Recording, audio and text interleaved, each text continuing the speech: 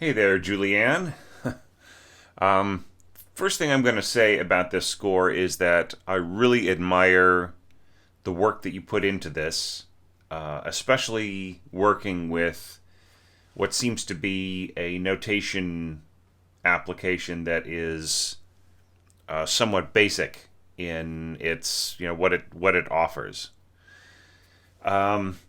I really feel, I'm just gonna say this at the beginning because I don't want to keep repeating it over and over again. I really feel that your talents, that you're, as an orchestrator, as a musician, really deserve a much more advanced notation application than this one. Um, like, say, even like Sibelius with using Note Performer, which is a fairly cheap plugin, sound plugin, I think would just be 100 times better. And then, of course, you could look into Finale or Dorico or anything else. But I just feel that this is that this particular application is not offering you anything in terms of what you are capable of doing, what you're capable of turning out as a completed score. I mean, and it's not just the fact that the bar lines need to line up in groupings across different sections of the orchestra, making it difficult to read as you progress. It's not just things like that, but it's also just certain capabilities. I mean, and you are doing great work with this app. Do not get me wrong. I mean, I don't think I've ever seen this kind of app used in such a expert professional way. And like, if you're actually one of the developers of this app, and I am talking in a way that's patronizing, I really apologize. But I'm just looking at this and I'm just feeling you are capable of, I mean, the work that you did here, just with some touching up, is just as, it is just as worthy of being read by an orchestra as pretty much anything else that I have evaluated in this challenge so far.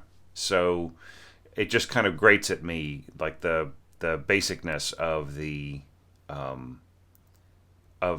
application, at the very same time that I am in awe of how well you're able to use this app. I think that's just really amazing. Okay. All right. So that's all I'm going to say about it. But just to underline that I feel that you did really great work here. And the orchestration that you put out here, there's some things that we need to talk about in terms of balance, but for the most part the balance is really, really great. There are some things we could talk about in terms of phrasing, but once again, the phrasing is excellent. So it just is like, the main thing we're going to talk about is like choices of color in this. And I think you made some really great decisions, and then you've made some others. Maybe we can talk about like the consequences, the sound that you are looking for, and whether or not you have actually reached it, with your intentions. Okay. Okay. So, I'm just going to admit another thing too, and that is that I did a lecture on this score a little while back, and for some reason my equipment did not save the audio track for it, and so this is my second take at this, and I decided that I would give it enough time before coming back to it to where the score was like once again unfamiliar to me. Okay. And that, along with a few other little things, that organizational things and in terms of presentation, is why some of the evaluations have been kind of waiting a little bit over the past week. Okay, so let's get right down to it. So here you've got bassoons, first bassoon, horn, second horn, harp, and right here the bassoon is basically supplying the note that is also being pizzicato by cello. So, in other words, you are intending for the to simulate the effect of punctuation, the way that that the piano's hammered sound, starts with a punctuation and then has sustain after it. So we've got the punctuation and the sustain, okay, and that's all cool. About the only thing that I would caution about is doubling horn and viola at the same exact dynamic. I would actually have your horn supporting the viola at a softer dynamic, right? So pianissimo. So you're basically filling in the sound of the viola and not dominating it. Because with both of these players playing piano, you'll hear the horn, but you really, the most you'll really hear from the viola is just a little bit of filigree. And then it's not balanced because if the horn is so strong on sounding B and A sharp, then the E in the second violin is going to be, it's going to be weak, and in fact, it is going to be weak. And I wonder why you didn't double the second violin as well with, say, maybe clarinet or some other kind of instrument, so you would also get a balance, right? Strings doubled by winds rather than just the middle note doubled, right? And then the bottom note played in this kind of pizzicato plus sustained sound.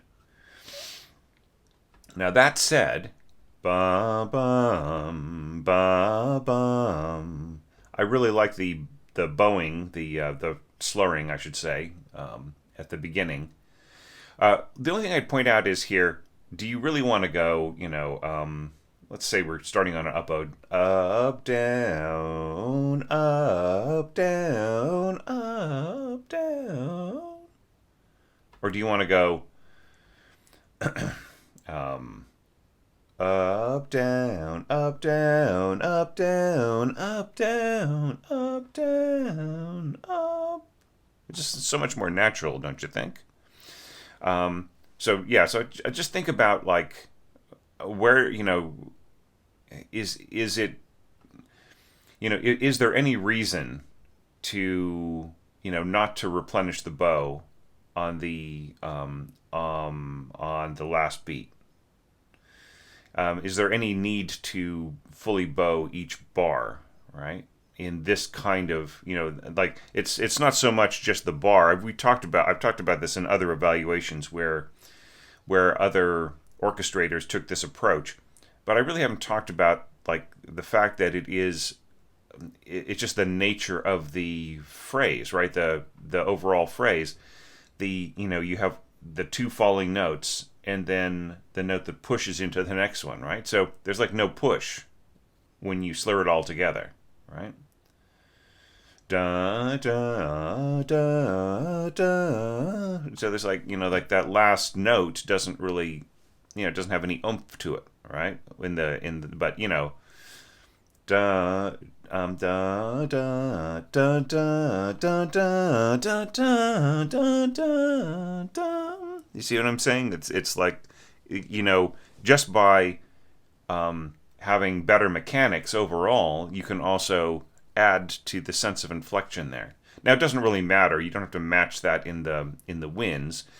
That's a typical Ravel thing, to have very calculated string bowing worked out, but then just to have like a big, huge slur over your grouped winds, or your grouped winds, your wind slurring.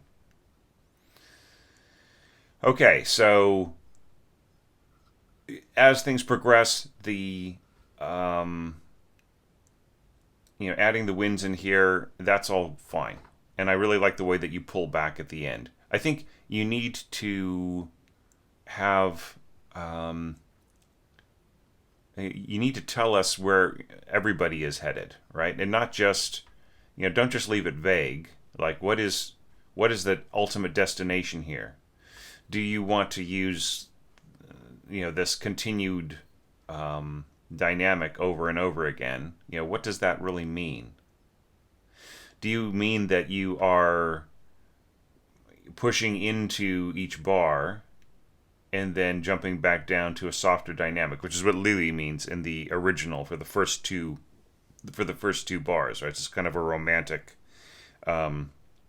approach, not romantic, in the emotional sense, but romantic era approach to dynamics. It's a little like Chopin would do that a lot, right? He would he'd have, it's sort of like a seesaw dynamic. And then here, obviously, this is intended to push towards like mezzo forte, right? So I think that you can, like, I think just knowing where we're headed in the middle of this of the phrasing of the melody in terms of dynamics would be great. And then if everybody is pulling back, give us a destination dynamic for everyone, right? And see, I think here with with the winds pulling back to pianissimo and the strings just kind of staying at piano, is that what you really want there, right? And even here with these flutes, like diminuendo at the end, maybe you left that out, right? So it would be nice to start at 9 with fresh dynamics for everybody, and just kind of like really calculating where you are, instead of just sort of saying, well, we sort of set piano at the beginning here, it's just going to be piano for how many bars, right? And then here we don't even have a dynamic marking on your double bass, right? So just watch out. I'm sure that you proofread this, but you because most of your entrances are marked, but just watch out for some of these things, right? And also with your harp scoring, always have the dynamic in the middle, in between, in the middle of the grand staff, in between the two staves. Now here you have this little writ, which is sort of written into, it's written in normal text, but it should really be system text for a concert orchestral work, right? So just make sure, I would say, like, try to have system text not only over the top of the entire score, usually over the piccolo part or flute part, but also have it over the first violin part as well. And if you have a really monstrously huge score, you might want to also have it over the, like if you have a big percussion section, have it over the percussion section and all of the, keyboard soloists and everything, so that it really is kind of, top, middle, bottom. Some of the scores that I've been setting up for future lectures recently have got the system text under they've got a top, really the bottom, and then somewhere in the middle, like over the violins or over the soloists. Okay, so moving on into evaluating the orchestration of the next part. Here you use one of my favorite tricks, and that is bass clarinet and contrabassoon in octaves, right? Which just has a really beautiful sound. Okay, the problem is, as I see it here, is that I mean, even though that is like a really beautiful sound, are we putting too much weight in here, right? Could you get the same exact effect by having bassoon in here instead of contrabassoon, which has, definitely has got a certain kind of gravity to it? So do you need that much intense gravity right in there? I mean, you can actually even hear this in the mock-up. The mock-up is sort of telling you what what you might expect to hear, and I think it's pretty heavy. Just that that octave under there. I mean, you've marked it piano, but it's still going to have some weight, maybe more weight than you have estimated. All right, so boom, da da da da dum, and then here da da da dum. Now, as I've calculated it, some people disagree.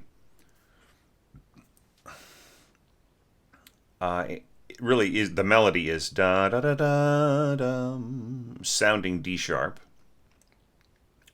D sharp, D sharp, C sharp, and the top note there is actually is actually just like a harmony from above.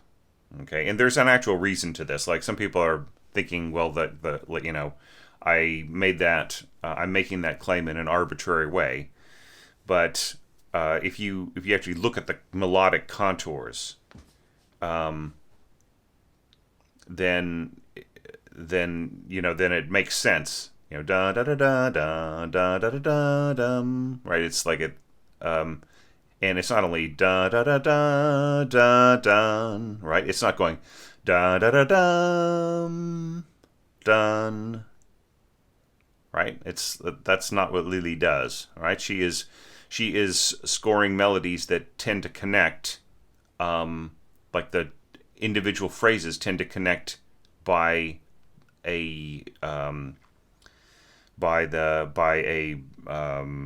melodic second, right? So it's like the next note up or down, right? So da da da da dum. So C sharp to D sharp, da da dum bum bum. C sharp to B, dun dun dun. Right? Okay, so that is why I'm saying this. Right? So some people are saying, "Oh, well, ha ha ha, Thomas," But look, it's okay. Like if you've decided that this is the melody, right? That's cool. I mean, that if that functions for you. But I'm just trying to point out to folks to watch out for internal things that slip under the continental crust of texture, right? Okay. But yeah, this is all da da da da da da clarinet. That's all really nice, and this is cool the way that you have scored this. Roll mark bracket, roll mark bracket. Yeah, so it all works fine. Okay, now we're getting into our little call and response. Bum bum bum bum. Dun dun dun dun. So here we've got there is no variation in pitch. There just is a variation in, like, for instance, like whether sometimes this has been scored to be like an octave apart to really bring home the difference. The call and response between the two things, the two little phrases or gestures. Okay, so using pretty much like all reeds, or excuse me, using clarinets plus bassoon doubled with flutes. Theoretically, this appears on the face of it to be a good idea, except for the fact that the flutes are really just so weak in their bottom octave, right? So what you're going to get here is you're really going to get clarinets and bassoon and oboe, especially oboe, nice and strong. But how much flute you're going to get in there is really it just really is up to the players. Like if they look at this and they think, oh, wind sextet, and then they all balance together so that the flutes come out, then that's one thing. But you cannot count on your orchestral wind players to think like, just for 2 bars, to think like they are suddenly in a little wind combo, right? So just to point out that in all probability, the sound of the flutes will just get swallowed by the other things around it. So, for instance, this E here will get swallowed by the oboe. This B here is going to get swallowed just by the resonance of the clarinets around it, right? Not the clarinet is not playing on the same pitch, but it's playing on the inside, right? So what that ends up doing ultimately is weakening that top line, right? And even though it is like an octave below, you have doubled this, at the octave with the bassoon. it still is, something like I would say maybe you could have just put like oboe could have doubled this, or maybe you could just get rid of the flutes entirely and have this clarinets plus oboes, oboe family plus throw in the English horn and everything else, and you can get what you intend in there, and have a much better functioning top line. Or if you really, really, really must have the sound of flutes there, then you should double them. Like you should go A2 there, right? And then the inner voices can be played by, like, you can add the E with the second oboe or something. And then that F sharp, you got an accent on the F sharp, and it's still kind of dubious how well that will balance. So, I know I'm taking a lot of time here just talking about this one little gesture, but it's just problematic. Scoring flute solo in a combination with very pungent reeds is probably not going to balance out the way that you plan. Okay, and then we have the little answer, which is horns plus trumpets plus English horn and clarinet. So here we also have balance problems, right? Why not have your horn? So which horn? Is it second horn? First horn? You need to tell us. Okay, and actually, how many horns in F? We need to know here, right?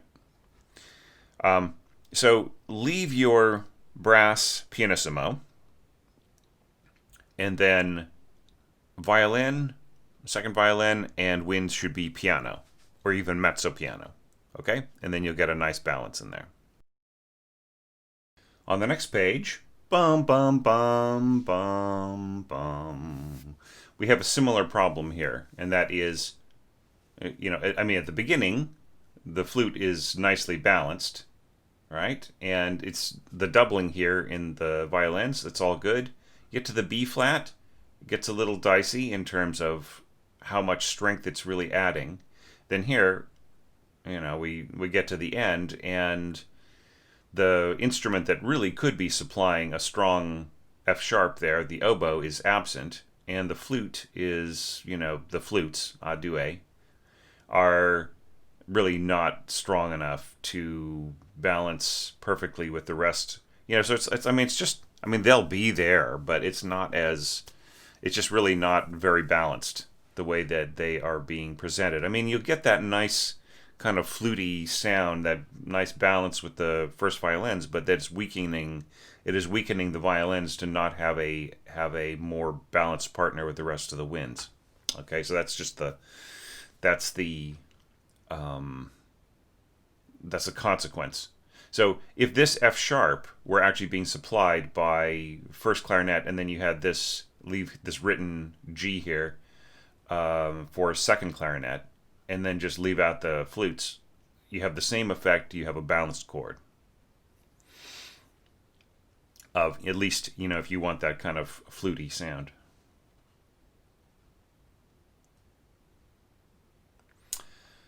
Yeah, and here, I would say, probably in terms of balancing the horns, you could leave it as it is, mezzo forte down to piano, and the horns will try to balance within, but it's better not to leave it up to them, especially if you actually want this note here in the harp to sound like anything.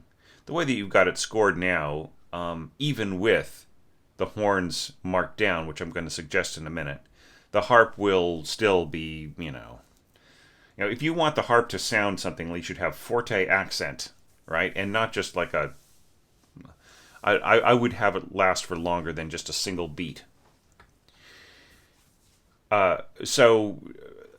Fully balanced, forte accent on the harp, mezzo piano down to pianissimo for the horn. Okay, and this will all balance beautifully. And also, I would say, even right here, I would bring the clarinet in, and just, or maybe dovetail with this B flat here, A sharp. I don't know how it turned out to be B flat. Maybe this is another. Yeah. Yeah, I'd have to look up the original score to see how Lili scored this. Yeah, so yeah, okay. B forget about it. Don't worry about my objections. B flat, I would say dovetail over to the same note on clarinet. First clarinet and second clarinet can still play this lower note here, and then first clarinet take over on this F sharp if you want this to balance perfectly. Okay, going on now. Boom, da da da da da da da da da da da. I like all this. This is really nice, and I like that sort of that moment of just strings. Now, just to point out, mezzo forte diminuendo to mezzo piano is like blah to bleh. Do you know what I mean? Um, you have not committed a common error, which I've seen in scores, and you may have noticed me talk about in other evaluations, of treating mezzo forte and mezzo piano as default dynamics. Okay, fine. But you have to understand that mezzo dynamics basically are the least colorful place for an instrument to sit dynamically. The concert instruments are really built to sound their best when they are really actually forte or actually piano, right? And when they commit to one or the other of those different sides. But the mezzo dynamics kind of just really, they're moderated, right? They moderate the concept of restraint or force. So, you're going from a moderated loud to a moderated soft, moderated force to moderated restraint, and it just really is not that big of a difference, and kind of messes with the player's mind. I would say diminuendo to piano, right, and then pianissimo here. As far as this is concerned, you do not have to say mezzo piano, right, because not only does mezzo piano kind of have a sort of colorless sort of an effect, it also is just it is not the strongest thing to start off with in a solo, right? The occasional featured line with scored at mezzo piano is okay, but if everybody is pianissimo here, why can't your English horn just be piano espressivo, right, and have like piano hairpin and then back off again, right? And here you want this to dovetail seamlessly. Don't put a staccato on it, right? Because like you may think, oh well, I'm making this really short so it trades off over to this G sharp here, from the D sharp, written D sharp, sounding G sharp, to this G sharp here in flute. So I'm making it as short as possible so it doesn't intrude. That's not the way that it works. You want it to be just the note, a note of the same value and expression as the other one, right? So if this one does not have, if this does not have a staccato mark on it, then this one should just be a plain old, ordinary, boring old eighth note with no articulation mark, okay? And then you get a really beautiful trade-off. So I would say piano espressivo, right? And then here you've got crescendo, right? So you shouldn't be going crescendo, you shouldn't be going diminuendo here, right? And also the dynamic level should be the same on a trade-off. So I would say piano, crescendo, right? Now here mezzo piano is fine, right? And then to forte, and that's all beautiful. And see here you balanced your brass really nicely. That's all good, right? This is working great. And I really love the way that the strings get nice and forceful here. Bum bum bum bum bum bum bum bum. It's all great. And the brass are staying behind the sound picture. I'm not so sure that you have to drop down to mezzo piano here. I mean, mezzo piano accent, that's just mezzo forte, right? So I would just say, like, get rid of the accent, get rid of the mezzo piano and leave the accent in. Don't worry about it, okay? And then make sure that you have diminuendo here as well in your cellos. Okay, now ba-da-da-da, ba-da-da-da-ba. Resolve. Okay, this is all fine. Zero problems. Okay, I would say here just start piano. Don't worry about it. Oboe, piano, oboe. The way that this is built, your oboist does not need to be mezzo piano. Piano espressivo. They are going to play into that line and they're going to sound great. And then this mezzo forte trade-off here, right? See here, your instincts were right. No need for a staccato, right? Just trading off to the flutes. Keep in mind, this is pretty weak. Still all the same, but it'll sort of work. Maybe a better place to trade off would be on the B. Da da da da da da dum, and right on the B, dun dun dun. Right, that would be a better place, I think. Okay, and then that's really cool right in there. That B on and at forte and the bassoon, and then all of this pulling off. It's great. Okay, and you're keeping your brass behind the picture. So look, where's my crescendo here to forte, marked forte in the flute melody, right? And at this point I would say maybe bring in, like, so you hold off on your doubling till right here, right? And I feel that right here just you need some more force, maybe by piling on with some of the here if you're going to go to divisi, you could go to divisi here, E in the lower voice, and then G sharp, A sharp, B in the upper voice of strings, right? That would really help this, right? If you're going to double it anyway, right? There's no need for the flutes just to be flutes right at the beginning of this bar. Okay, so just make sure we know where we're headed. It's forte. Everybody knows that this is a forte, not just mezzo forte, right? So forte here, so that we can all be part of the same exact dynamic arc, and then leave your brass at mezzo forte. Mark the mezzo forte here. Mezzo forte diminuendo to what? Right? To piano or pianissimo.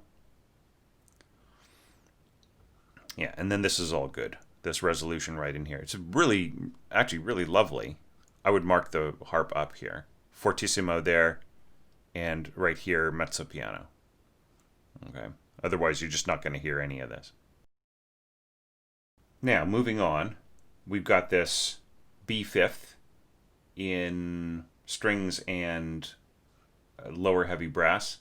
Here, I would say you want a balance here. This is going to just basically be all about the brass, even at piano. So I would mark the brass, the lower heavy brass pianissimo here, if you want this kind of doubling that kind of goes throughout. All right, and then maybe there's like a implied crescendo here. So in the other parts, or you're only having it in some parts, but I would say like all of the parts. This is something that I think you needed to proofread a little better. Who's crescendoing and who's not. So implied crescendo in all parts. So same thing here. So here you can go up to piano. Okay, and then, it's better just to use hairpins. I know that Lili uses, elects to write it in rather than putting in hairpins here, but that doesn't mean you have to. Hairpins are just easier. They're clearer, I like the little, your little grace notes. So, question about whether or not, like, you want to do this on the beat, da da da, right, or da da da. I think that, I like the idea of motion that you got in your clarinets here, right? And I'm just wondering whether or not that couldn't have been somehow brought into the other parts, just so that it isn't, it doesn't have that kind of stuttering sound. Sorry about my creaky chair. All right. But in terms of like the orchestration here, like see here, you're picking up some steam. You got great ideas. Watch the balance here. I would say pianissimo in the horns, and then just keep the brass under right in here.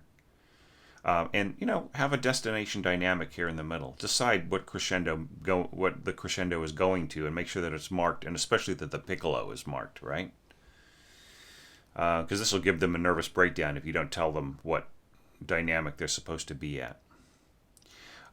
Please be aware, if you intend the end here to go really soft, right, and you have a high F sharp in piccolo, it's doubtful whether or not this high note will have any kind of control.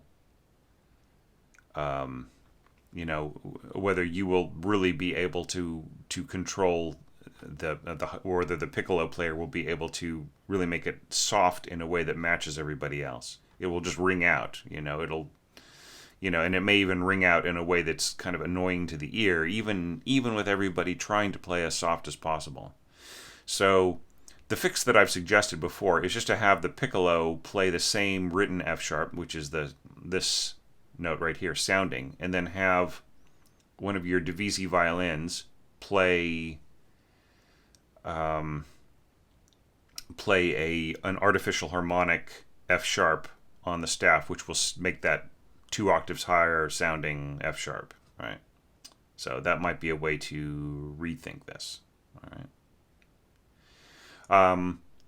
But everything else, I just really have no big critique about, right? I love what the clarinet's doing in here. I think that's all lovely. It just really needs to be finalized better, in terms of everybody getting the crescendo. Just get rid of the text in the dotted line.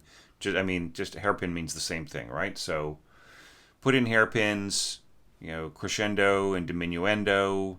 Make sure that they're consistent across all instruments. Make sure that the brass are softer than the, what is trombone? Never give a trombonist an entrance mark that doesn't have that does not have a dynamic marking on it, right? You want to rein in that horse, right? I'm guessing that you're having like crescendo here to mezzo piano or mezzo forte, right, at the most. So I would say brass should be pianissimo crescendo to piano, okay, and then you get that beautiful warm color in there without having too bright of a center. All right, so now we're moving on to the very last section of the piece. Yeah,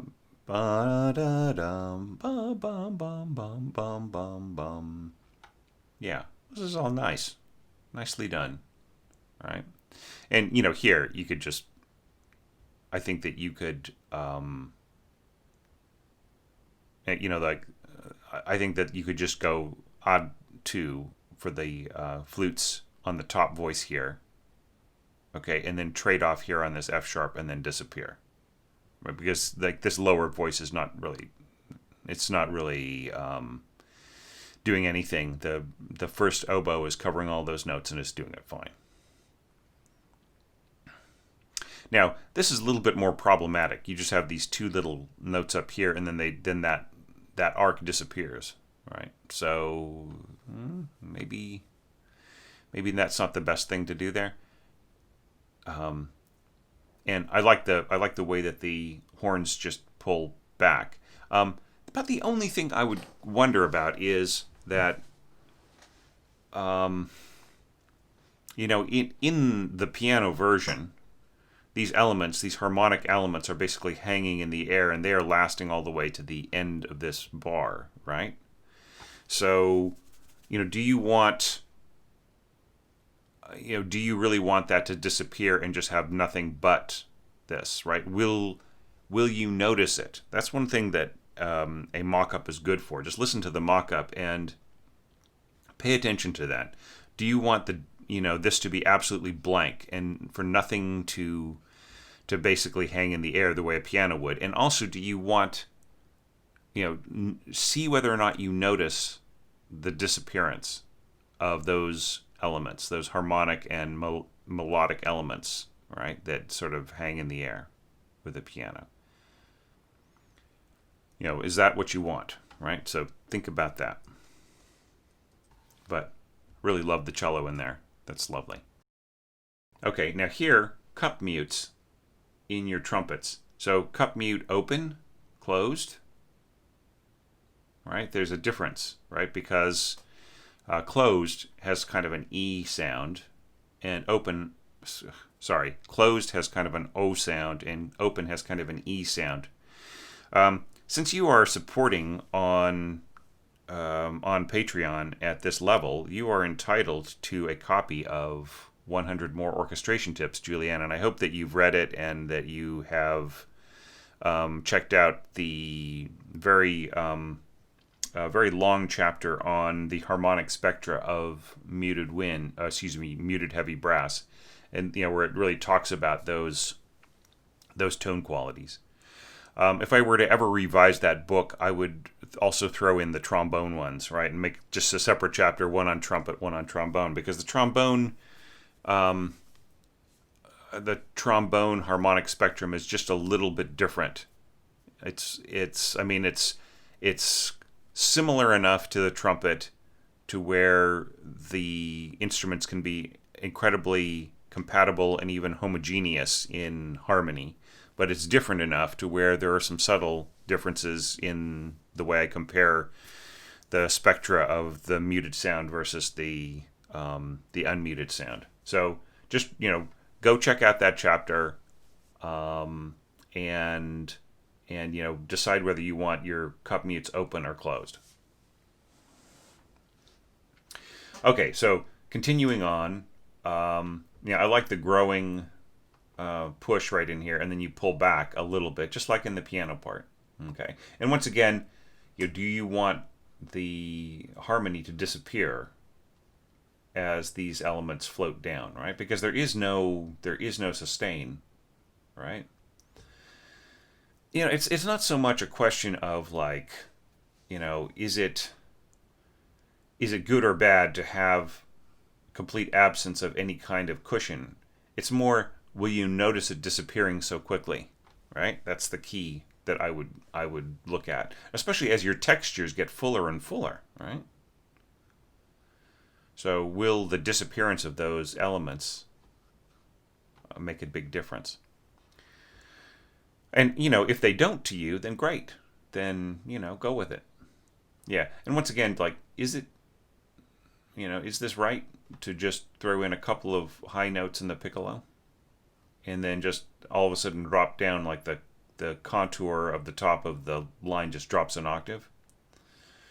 So, yeah, so watch out for that. Okay. Otherwise, I have got, I think this all works great. This looks fantastic. Okay.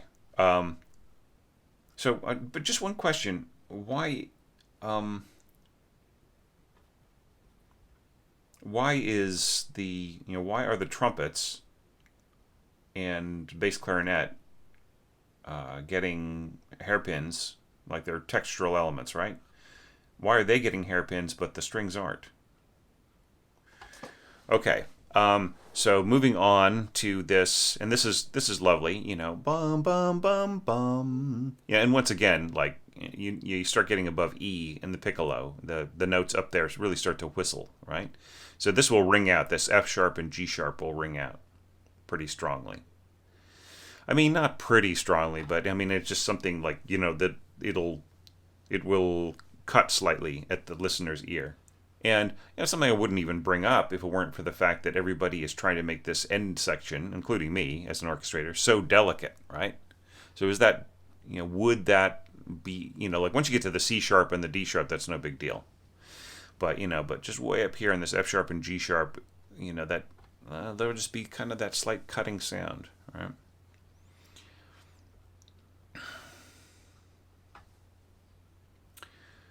Okay, and then horn with harp. Now, I remember one critique I did make the first time around, and that was that there is absolutely nothing here that could not be played by all first horn, right? The first horn player will be able to play all the way to the end. So if you are throwing in this third horn here to save them a little bit of breath, then it's not needed. Now, if you're throwing it in because you want the sort of the little tone cluster there, the written C sharp against the written D sharp, you want that kind of harmony right in there. Okay, that's cool. That's all fine. But I would, my instincts are like in something that is this delicate, where the first horn player is really listening to the harp and they're in sync together. It's better to have them as unified as possible, because just all the way through. Because just imagine the third horn player coming in and playing slightly too loudly on this note, right? That might just spoil the effect. Whereas the first horn player is going to be the best player in the section, and they're going to just try to match that harp all the way through, especially if the conductor is giving them the hairy eyeball. So this should be marked like piano or mezzo piano, right, against the winds. And then here, this should be like, I would say, mezzo forte with tenuto marks. Of course, the harp is not going to last this long, but the horn could. Okay, and then just, pizzicato and staccato, lower winds. That all works great. So yeah, so excellent score. I really, really enjoyed this one, and it gave me a lot to talk about. And I just don't want anybody. Okay, I am going to say something about this score, like about the presentation of it and the notation app. I do not want anybody out there getting the notion that this orchestrator is any less competent than some of the others that I have evaluated recently, just because this app is somewhat basic, right? In comparison to like Dorico, Finale, Sibelius, and so on. Okay, so just please, there is, there's nothing about this score that is, that is kind of any like is more basic or more beginning, even though it kind of looks that way because of the, this app. All right, so that just so just watch out in the comments below. Please give this orchestrator, just every bit of the same amount of respect and admiration that went for other scores that are, obviously, it's just like, it can be deceiving, right? Looking at something like this, where like the bar lines don't line up in groups, and and the proportions of the notes to the staves are kind of obvious and everything like that. This score should be, I feel, should be read just as much as any other. Okay, so great work. Really, really enjoyed this, and it was a great way to jump back into the work that I'm doing here at the end of the month. So thanks so much for that, and thank you for supporting the channel. It really does mean a lot, and we've engaged a little bit online, and I really appreciate your questions, and I think you pointed out a couple of things that might have been wrong with one of my playlists recently, so I appreciate that too. Okay, so thank you so very much, and thanks everybody for watching, and more evaluations are coming later today.